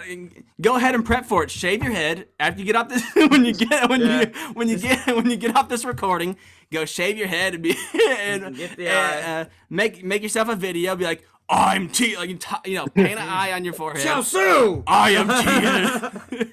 Post it on Twitter. Yeah. I'm telling you, you're gonna be viral. And then like you're gonna be you're gonna viral. get this movie made. No.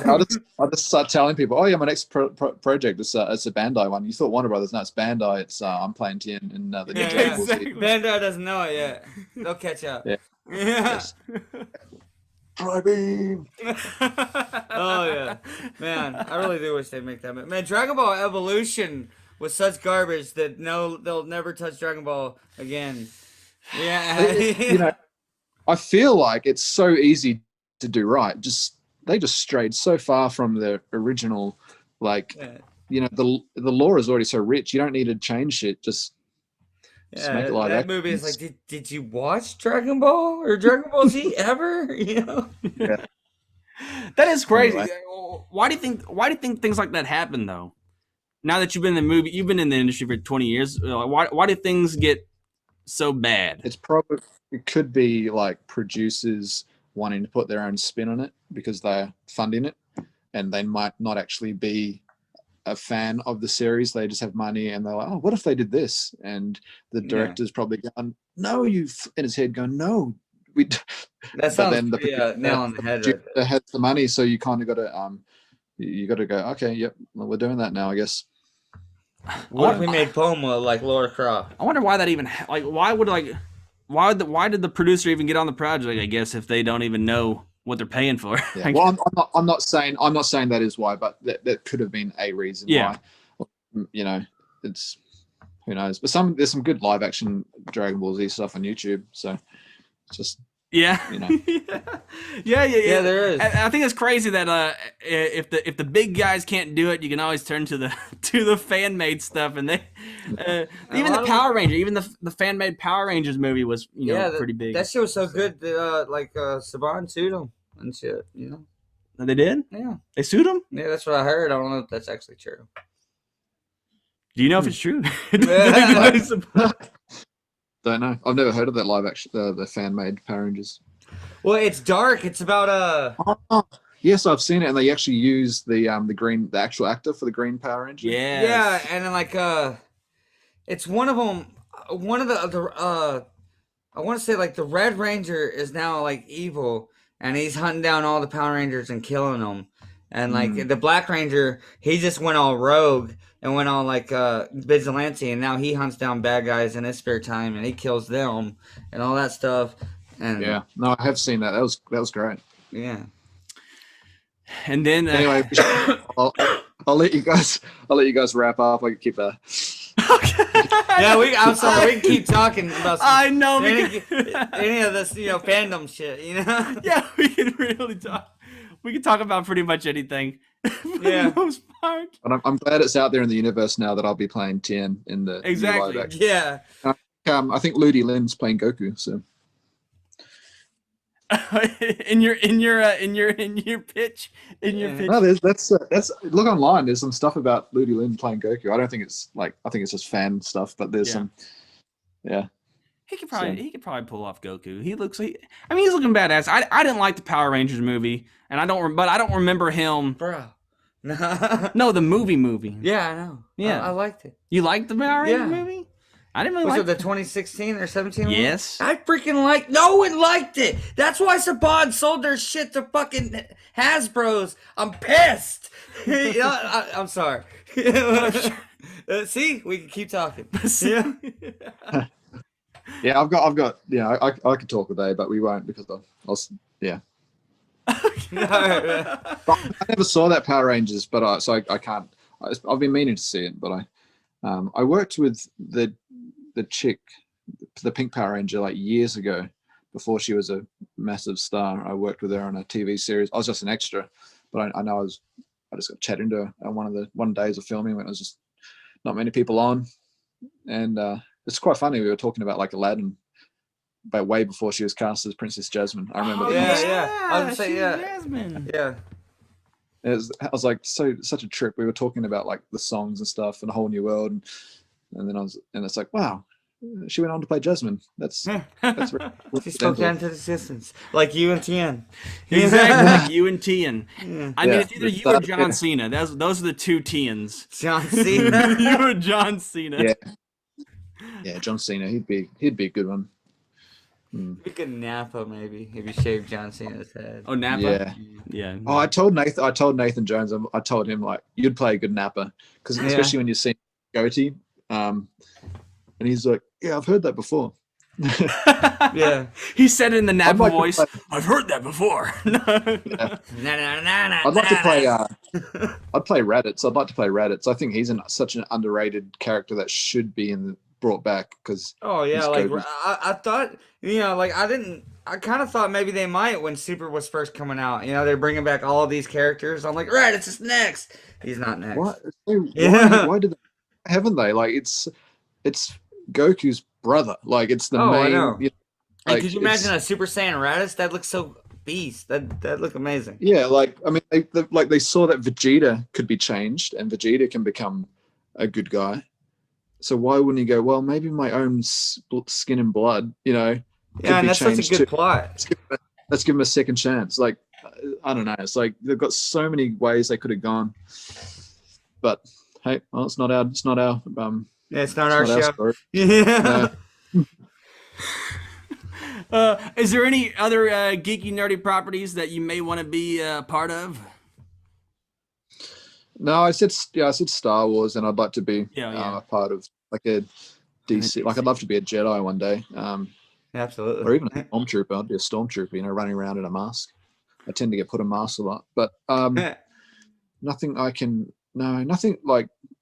I mean, yeah, my big things I grew up watching were like Dragon Ball Z, Star Wars, and like DC stuff. Like, and yeah, Green Lantern. He's my favorite superhero. I'd like to play him. Who would you play in DC? Yeah, I think I'd like to play Hal Jordan. Yeah. Not saying that I'm anywhere on that level of who they would cast, but I think he's fun because he's kind of like cocky and, he's kind of like almost like the underdog. But if you read some of the Jeff Johns Green Lantern comics, like it's so good. Hell yeah! Hell yeah! Are you? You mentioned Walking Dead earlier. Do you watch Walking Dead still? I used to read the comics. I used to read the comics, and I watched the first few seasons, and then I just stopped watching it for one reason or another. Just sort of, I used to buy all the DVDs or Blu-rays and stuff, and then just sort of fell off the bandwagon. Just whether it was because I just didn't have access to watching it, but I love zombie apocalypse. I'd love to play a zombie, stunt zombie or something, just getting killed. The stunt zombies.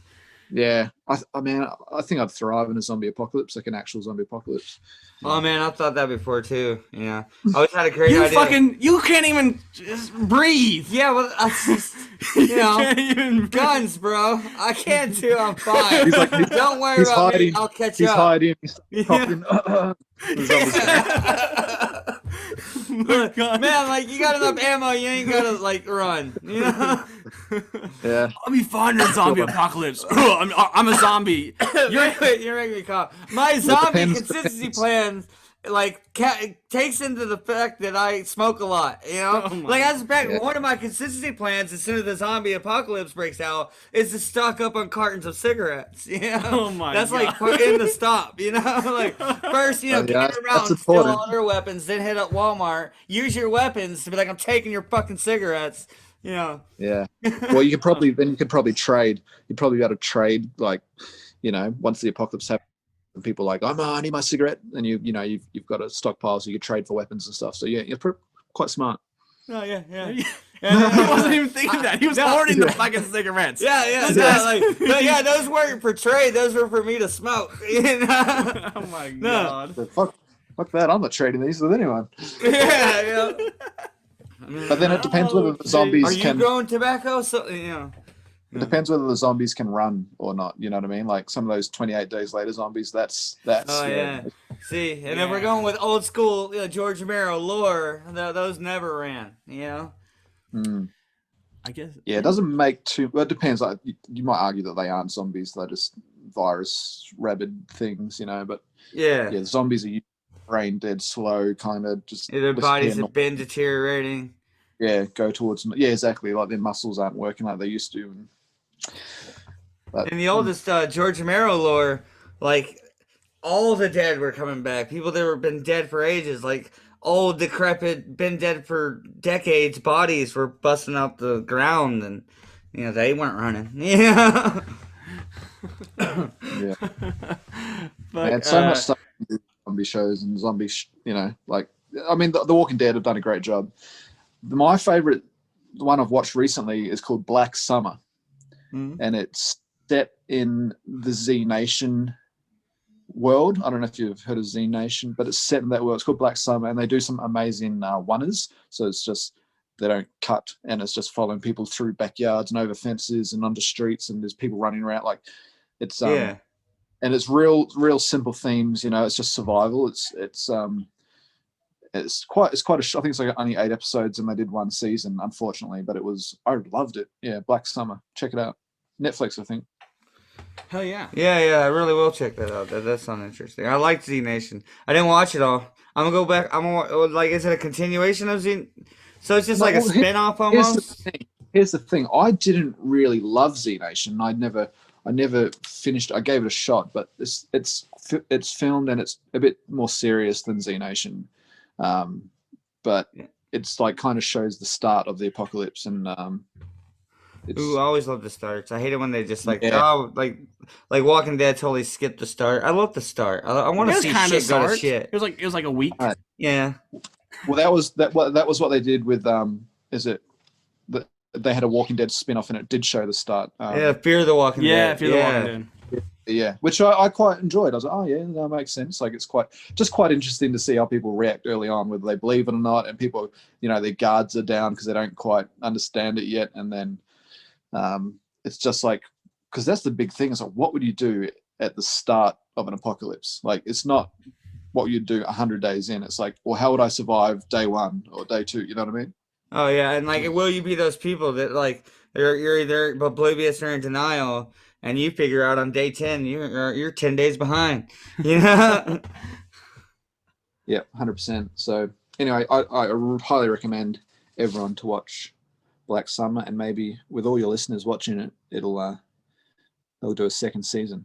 Heck yes. Oh, yeah. Heck yes. Heck yes. Have you been catching up on any of these Disney Plus stuff, like Mandalorian and Falcon Winter Soldier, they just dropped the first episode of The Mighty Ducks. Yeah, that was a good show. Yeah, I mean, that's the Mighty Ducks that kind of like did the same thing as Cobra Kai, right? Maybe they realized the success of Cobra Kai and they're like, oh, that's but yes, fucking love Mandalorian. It's like incredible, and I really liked WandaVision, but only around after episode like 3. After the first 3 episodes, I was just confused and didn't really. I'm like, okay, hopefully it gets good. Yeah. I almost didn't.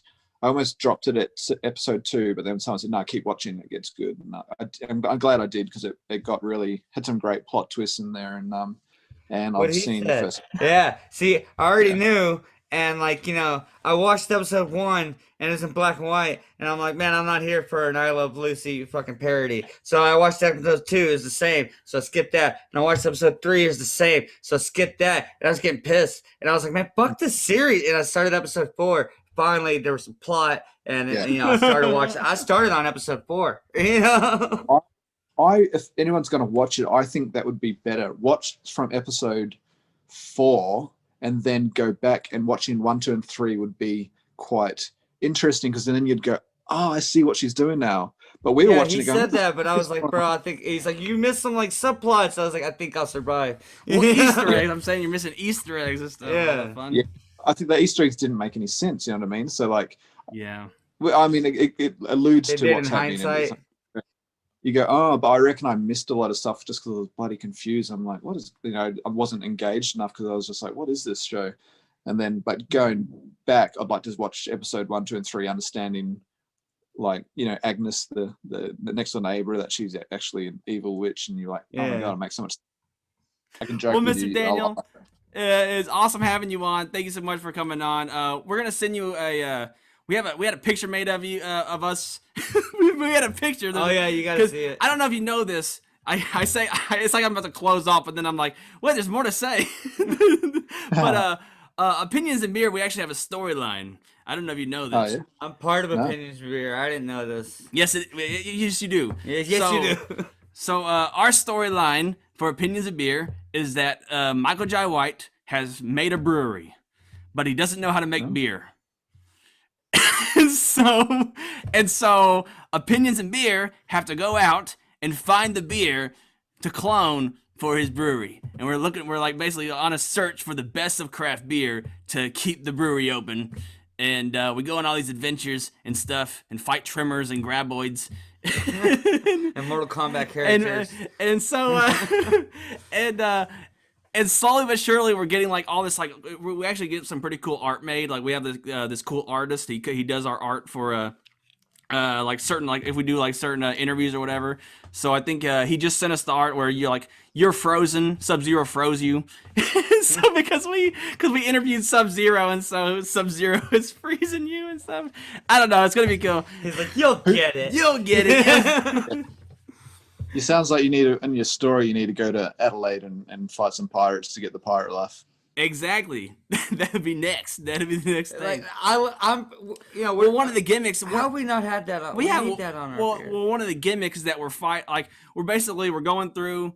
I'm having to go through. I'm having to go through. I'm going through and I'm finding like characters that are in public domain. Not all the time, but like for the most part, there's like public domain characters like Dorian Gray, and so I don't know if you know about like the painting of Dorian Gray, where like the painting gets older or whatever, and he stays young. All right, well, it's an old book. There's this old book called Dorian Gray, and I don't know if they made it in a. It was like He was one of the characters in League of Extraordinary Gentlemen. Yeah, League of Extraordinary Gentlemen had him, and basically, if he looked at his painting in that, not in the book but in the movie, if he looks at his painting, he ages to the age of his painting, and he'll die basically. Well, for us, I had him paint a picture of a beer. And it's like, because a lot of people like to age stouts. So it's an extra age where like I show a beer. It's me lifting a beer up to the pictures to like automatically age the beer. I thought that was it's a good idea, but no one gets it. No, I like it. But I don't understand I need to see the paintings and the pictures to make sense of it, to fully understand it. Yeah. But I like what you're doing. So it's really fun. Thank you so much for letting us add you to our Mortal Kombat Illuminati. But make sure you watch Invincible on Amazon Prime, because you won't regret it.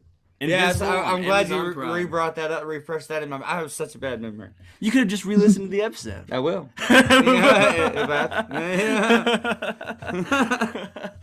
So last question. Have you liked any of the previous Mortal Kombat films, and what has been your favorite one? Including the animated, and including the anime one, because I know they made that Scorpion's Revenge. Yeah, I have not seen Scorpion's Revenge, and it's on my to-do list. But they don't have Kabal in it, so I was like, well, I'm not watching this because they don't have Kabal. I do like the original. I remember watching the original as a kid and thinking, like, this is awesome. Like the fights, like that Liu Kang and Reptile fight. It's probably my favorite. Did you have any thought? Did you ever watch that the Rebirth? And did you like what they did with Rebirth? The one that Machinima did with Michael Jai White as Jax, and it was like a realistic take on Mortal Kombat. Was that like a YouTube series, or is it a TV series? Like, Yeah. I think they made it, and then Machinima bought the rights to it, and they started to release it on YouTube. You know what? I have seen little bits and pieces of it. Funny story though, I met the guy who played Johnny Cage on Godzilla vs Kong. So his name is Matt Mullins, and I believe this is the same thing we're talking about, unless it's something different. But and he's a stunt man, so he was just part of the American stunt team that came over to the States. And yeah, I met him and he's like, oh yeah, no. And I was just asking him what sort of stuff he'd done, and he's telling me how he played Johnny Cage in a series or a online series, or maybe it was this same one.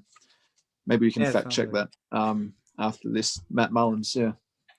So there's something, but I guess my favorite would be the original movie, 1995 movie. The original movie. It was good. It was the second one that was really questionable. The second one was bad? Yeah. You said it, not me. I said questionable. Yeah. The second one had some cool characters in it, didn't it? Yeah. Isn't it campy? Isn't the whole point of Mortal Kombat to be campy? Absolutely not. It's supposed to be like all edgy and brutal. No, the old Mortal Kombat, because they're trying to make it PG-13. Didn't you see that? Oh yeah. And then and that's just they should. Man, if they threw that in the movie, that'd be great. Kabal says it. Kabal says toasty. Yeah. It's gonna be awesome. I'll see what I can do. It's gonna be epic. But that's just our opinion. It is. And that's fine, because all we have here are opinions and beer. You most likely just heard our interview with Kabal himself. No. Daniel Nelson. Daniel Nelson is featured in Kabal the movie. Kabal the movie in the Mortal Kombat. Kabal the movie. They should do it. But now obviously it's time for the beer of the day, and today's beer of the day is ooh. Well, that was so bad. You do it. Dude, I used to be able to do it so well. I couldn't do it. It scratched my throat. It scratched my throat. All right, but I'm gonna break our rule to do this. I'm gonna break our rule. No, I need no. I ain't doing it then. Let's do the beer. Let's All do right. beer. Because like my shit's too dry. Beer of the I day. ain't tried to scream in like 10 years. Down with the Thickness by Pontoon Brewing Company. This bad boy is 9.5% in alcohol by volume. It is a milk stout with hazelnut, cocoa nibs, vanilla, and lactose. Yeah. You can see they even have a Down with the Sickness character.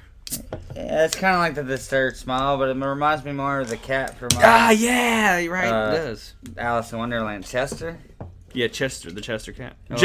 Jester? Chester. Oh, Chester, I think. I don't know. Who cares? Oh, it's very dark and frothy and thick. Chester the Jester. It's very dark and thick. Nah.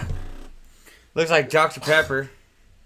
That's always a good sign when your beer looks like a straight up a glass of Dr. Pepper. It looks Amazing. pretty thick. Sick and thick. Does it look sick and thick to you? Looking pretty crazy. Good old beer. Dang, I feel like I have a smaller can. I have a smaller glass than you, but it fills up the same way. Illusions. Damn, illusion shapes. My glass is thin at the bottom and it gets wider. Your glass is the same size all the way. That's what she said. Okay, you ready to try this beer? Yeah. Let's try this beer. It's so freaking good, bro.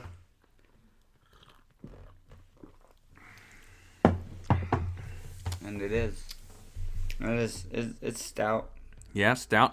I tasted hazelnut though. It is. Oh, there it is.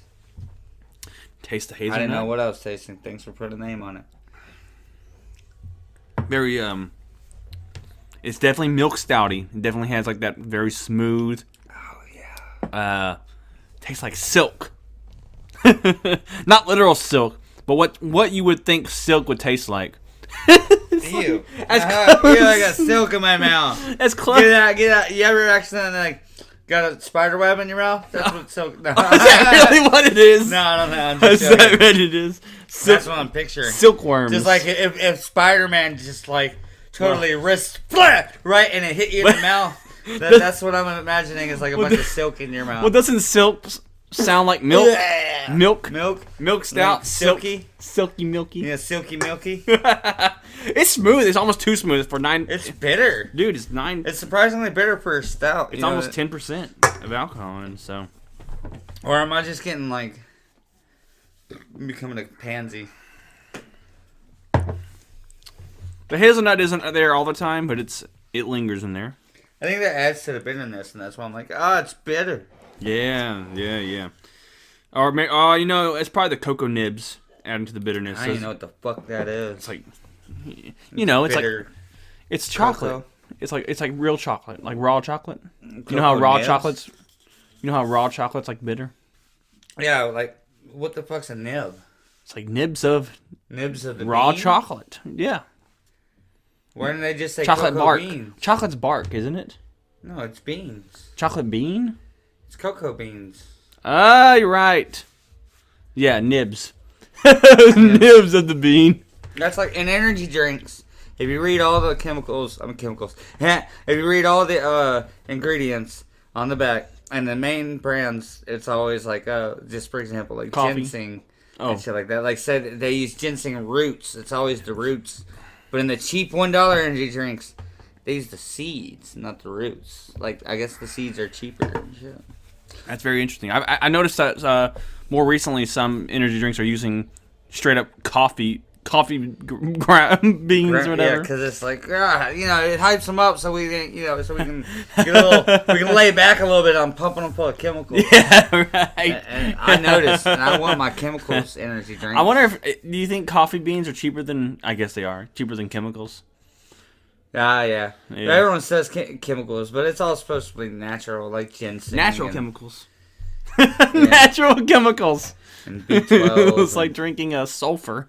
No, I don't know. It's sulfur. Yeah. I don't know. know. What's a natural chemical? Natural gas. I don't know. Maybe. Whatever the fuck they use to put Oil. B12. I don't know why they call energy drinks all chemically. It tastes chemically, but I love that taste. We are not talking about beer right now. We're getting down with the thickness.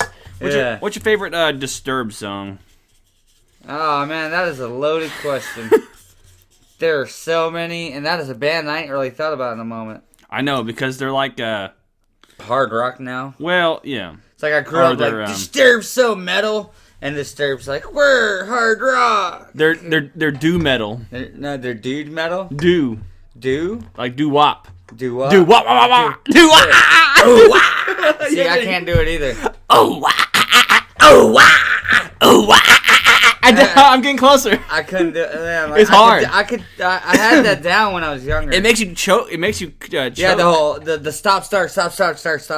You know, and then the, Yeah. can't do it anymore, man. What are your thoughts on this beer? This beer's super smooth. The flavor isn't that potent. I actually like this a lot. It is a little. But it's a little underwhelming. good. I don't know, but maybe I've COVID again or something. I don't know. 25 Can't taste anything. 25 IBUs No, brewed in it's, Georgia. The flavor does kind of wear off quick. Oh, it's right there again. I got it. No, it's right there again.